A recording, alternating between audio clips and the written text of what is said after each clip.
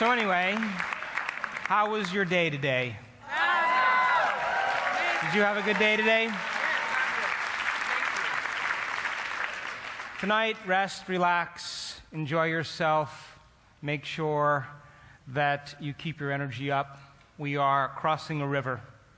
Tomorrow morning, we'll meet back in here at 8:30 in the morning, and we will start once again in teaching you how to pull the mind out of the body, reconditioning your body to a new mind.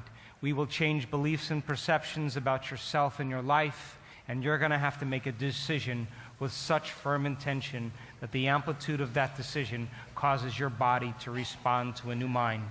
And we'll finish this event with a blessing of the energy centers, the most popular meditation our student body loves. I'll see you tomorrow morning at 8:30.